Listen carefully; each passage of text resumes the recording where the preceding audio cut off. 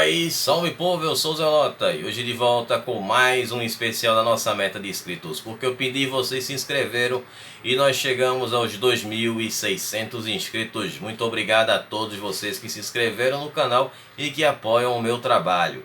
E no vídeo de hoje nós vamos ver a segunda parte da história do Império Persa, que começou lá atrás com o Império Aquemênida, e também teremos muitas coisas nesse vídeo, é claro. Vamos ter a Segunda Guerra Médica, vamos ter a revolta no Egito e conspirações no trono, e não só um luxo apenas da saga romana e da saga bizantina, né? Para quem acompanha as duas sagas, é claro, conhece as histórias.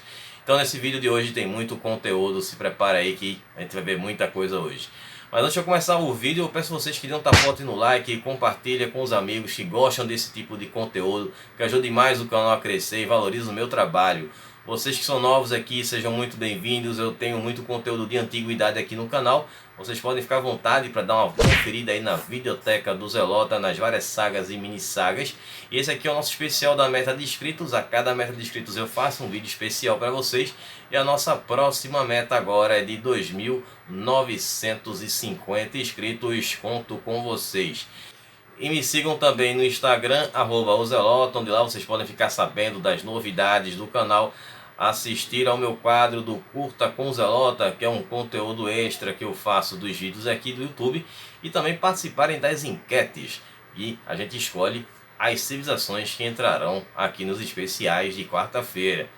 Vídeos todas as quartas às 20 horas com os especiais, e nos sábados às 17 horas com a saga bizantina, sempre com a metodologia nada ortodoxa, com muitas imagens, muito conteúdo, sem enrolação. Vamos para o assunto de hoje, que nós vamos dar uma continuidade aqui onde eu parei no vídeo anterior. Nós vamos ver hoje aqui a parte da consolidação do poder e todos esses outros assuntos que eu falei na introdução do vídeo. Por isso eu também recomendo, se você está vendo este vídeo, que você assista ao vídeo anterior, para vocês entenderem melhor como foi a origem dos Aquemênidas até se tornarem ali o Império Persa. Eu vou deixar o card aqui em cima. Bom, nós vamos continuar ali a história de onde eu parei, que foi no final do reinado ali do Dario II, né, depois que ele acabou falecendo, e vamos ver a ascensão do Xerxes I. Bom, fazendo algumas observações aqui já nesse início, né, após o Dario partir desse mundo para o mundo além vida, o Império Persa ele se estendia do rio Indo até o Mar Egeu, como a gente viu aí nos mapas no vídeo anterior. O Império Persa ele vai durar mais de 2 séculos e meio, sendo o mais longínquo da antiguidade, superando outros impérios, como foi, por exemplo, o dos assírios e dos babilônios. Bom, essa longevidade vai se dever à política, à estrutura política que foi formada ali pelo Ciro o Grande e também pelo Dario o Grande, né? E os seus sucessores vão acabar seguindo à risca essa política. Bom, o Xerxes ele se torna o imperador persa, no caso o rei dos reis, no lugar do Dario II, que era o pai dele. E já no início do reinado dele, ele vai ter que lidar com uma revolta que aconteceu no Egito entre 486 e 485 a.C. E também ele tinha um outro foco, claro, que era a conquista da Grécia. Bom, ele vai ter uma campanha rápida ali com relação ao Egito e vai facilmente reconquistar o território. Bom, outra coisa que nesses primeiros anos do reinado do Xerxes, ele vai mudar a sua política com relação aos seus antecessores, que era aquela questão do respeito aos cultos, aos templos dos povos que haviam sido conquistados. Então ele vai simplesmente mandar demolir os templos que foram construídos por esses povos. Então templos que haviam sido construídos na Babilônia, na Bactria e no Egito serão destruídos por ordem ali do Xerxes I, além da extinção, claro, do título de faraó e também de rei da Babilônia, que ele vai organizar ou reorganizar essas regiões em sátrapas. E aí nós teremos a Segunda Guerra Médica, né? Por uma questão de curiosidade para quem não sabe, ou para relembrar para quem já sabe, esse nome Guerra Médica, a médica no caso aí, vem dos medos, né? Porque os gregos ainda chamavam os persas de medos, já que os medos eram um povo que dominou os persas, como nós vimos no vídeo anterior, e que esse termo persa ele passa, ele muda de Aquemênida para persa quando eles conquistam ali os medos, eles conquistam a Lídia, a Frígia, a Babilônia, enfim, ali eles se tornam os persas e aí muda essa nomeação. Mas ainda vão ser chamados aí por outros povos ainda como Aquemênidas, mas os gregos os chamavam de medos. Por isso nós temos esse nome de guerras médicas, essas guerras entre os persas e os gregos. Bom, e aí em 480 a.C. aconteceu essa segunda guerra grego-persa, que foi a Batalha de Artemísio. Bom, essa batalha ela aconteceu em dois frontes, que foi por mar e por terra, e vai ter uma união entre atenienses e outras cidades-estados e também os espartanos. A batalha naval aconteceu no Estreito de Artemísio, com os gregos sendo liderados pelo Termístocles, que havia estado na primeira guerra médica, que foi na Batalha de Maratona, e os gregos saíram vitoriosos. Então ele acabou se tornando depois um grande estadista grego. Bom, e por terra nós vamos ter uma outra batalha que vai acontecer simultaneamente, que foi com o exército espartano liderado pelo rei espartano Leônidas, defendendo Termópilas dos persas. E aí nós teremos a famosa história dos 300 soldados espartanos e que vão contar ali com a ajuda de 7.000 aliados contra por volta de 300.000 persas. Se não for exagero dos antigos historiadores que gostavam de exagerar nos números. Mas enfim, para quem assistiu os filmes que foram dirigidos ali pelo Zack Snyder, o filme 300, a primeira parte, o primeiro filme, trata-se dessa batalha do Leônidas em Termópilas. E o segundo filme nós vamos ter ali os gregos, né, no Estreito de Artemísio, e foi o segundo filme. Bom, muita gente não gostou, mas enfim, eu gostei dos dois. Bom, então a gente vai ter os espartanos nessa batalha que vão acabar sendo derrotados pelos persas, e os gregos que estavam no mar, eles recebem essa notícia e acabam recuando para Salamina, porque fazia parte da estratégia, né, que só funcionaria essa estratégia se houvesse vitória nos dois frontes, tanto no mar como por terra. Como os espartanos foram derrotados por terra, os gregos acabam recuando. E aí Xerxes ele aproveita e vai invadir Atenas, onde lá ele vai colocar fogo no Panteão, mas a cidade já havia sido evacuada, no caso de, claro, se houvesse ali uma vitória dos persas. Bom, e aí que acontece que os gregos eles vão buscar ali a sua revanche contra os persas, e vai acontecer uma nova batalha naval, que era a especialidade ali dos atenienses, e foi a Batalha de Salomina, que aconteceu em 28 de setembro de 480 a.C. E essa vitória dos gregos acaba sendo uma vitória muito importante. Depois dessa derrota que o Xerxes sofre, ele acaba ficando com medo ali de ser preso pelos gregos, e ele sai da Grécia e vai embora para a cidade de Sardes, né, e deixa o restante da batalha nas mãos do seu general Mardônio, com o restante do exército para concluir a conquista da Grécia. E aí nós teremos a última e decisiva batalha, que foi a Batalha de Plateia em 479 a.C., com a vitória decisiva dos gregos e seus aliados, acabando ali com a invasão persa e os persas sendo expulsos da Grécia. Bom, essa vitória dos gregos acabou incentivando outros gregos que estavam sob o domínio persa e também se encorajarem a lutar contra os persas. E aí nós teremos a formação da Liga de Delos. Bom, com essas sequências de derrotas dos persas para os gregos, eles perderam os territórios que eles haviam conquistado no Mar Egeu. Mas, no entanto, o território do Império Persa, ainda no século V a.C., era um território imenso, era muito grande. Então eu vou falar aqui, antes que sempre alguém pergunta nos comentários, mas quais países faziam parte do Império tal, enfim. Então vou dizer aqui para vocês a lista e, claro, colocando o mapa para que vocês possam se situar.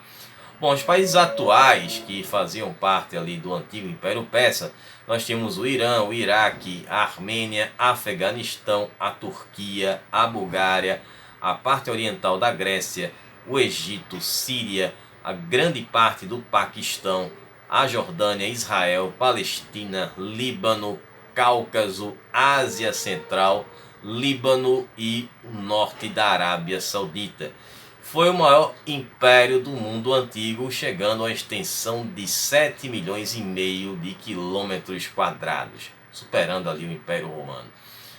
As derrotas dos Xerxes na Segunda Guerra Púnica acabaram não sendo registradas pelos persas, mas foram, claro, registradas pelos gregos, que tinham seus historiadores e escritores, e os seus grandes heróis, como o Pausânias e o Termístocles, não foram esquecidos. Bom, o Xerxes, ele, depois de um tempo, ele já começa a pensar na sua sucessão e ele vai ter dificuldades para encontrar ali um filho legítimo para herdar o seu trono, né? Porque ele tinha muitos filhos ali espalhados e tal.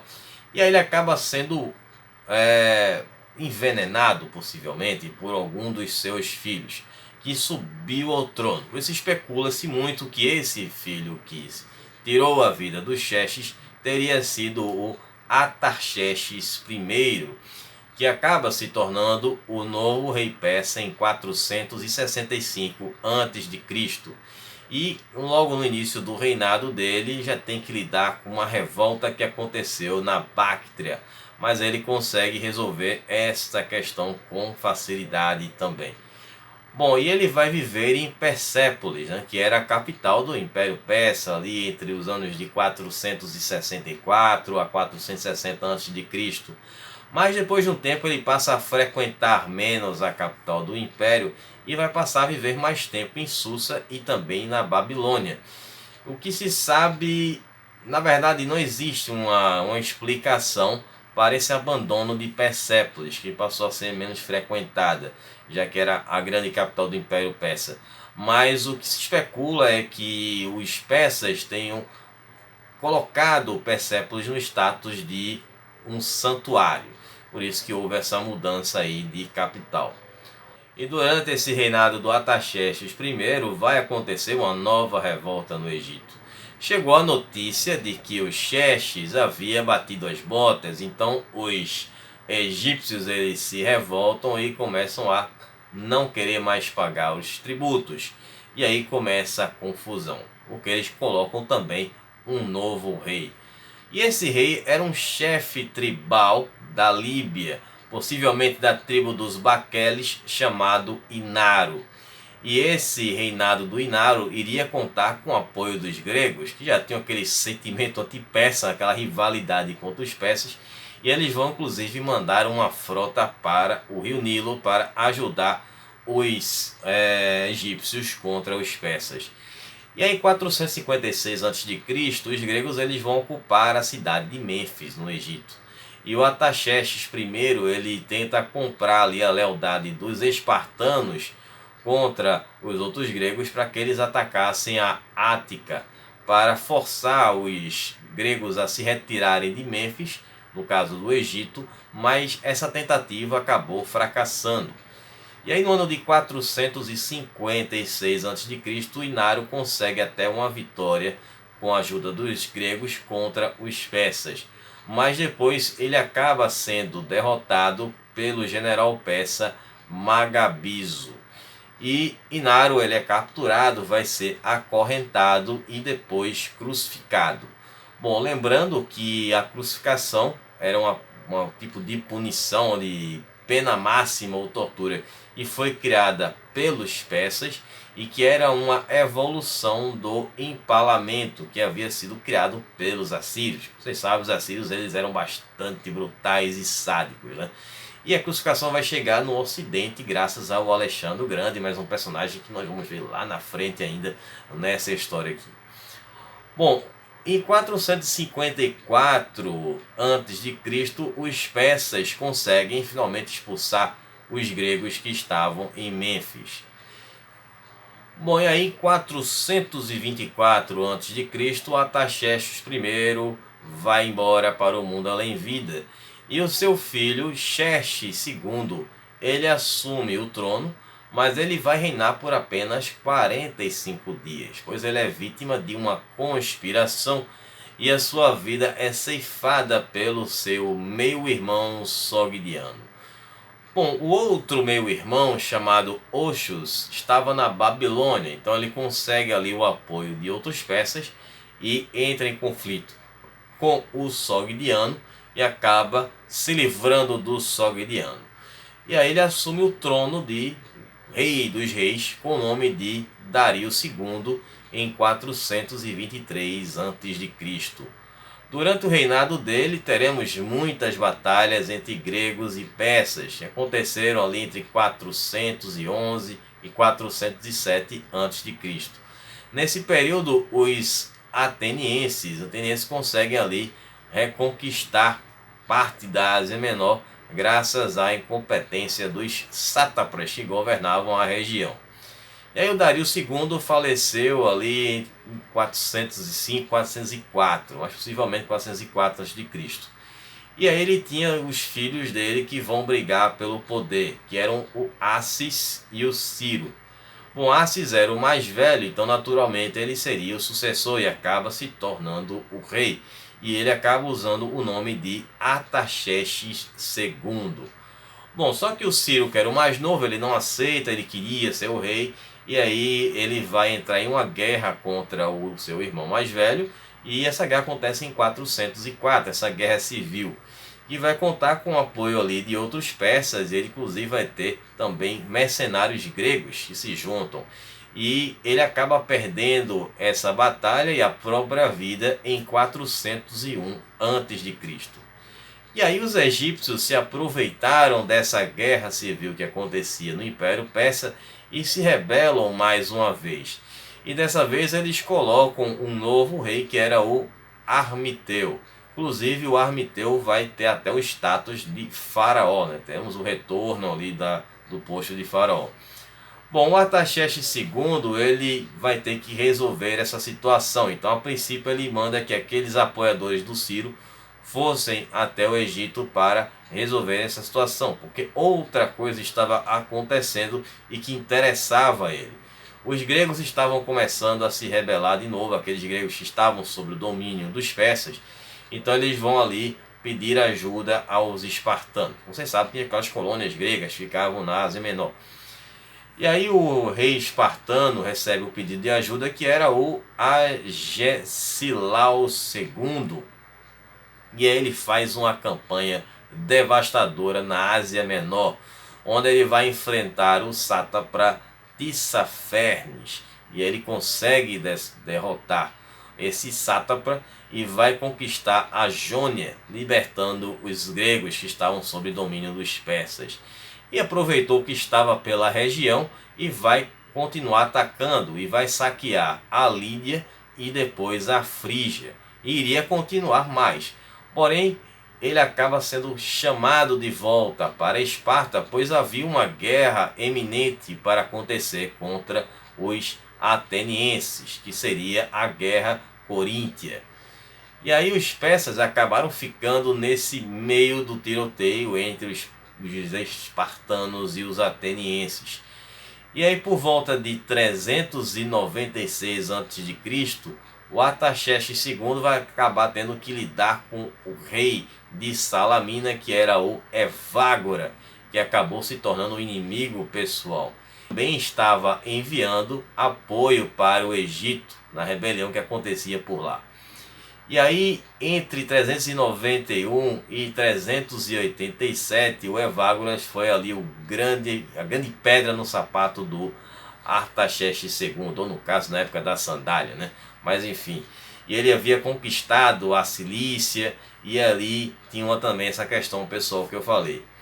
Bom, depois de todas essas guerras, em 386 a.C., o Artaxerxes II ele resolve impor uma paz para acabar com aquilo ali, que vai ser conhecida como a Paz Antalcidas.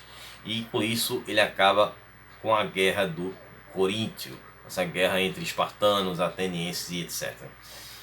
E aí ele agora teria sua paz e tempo para reconquistar o Egito.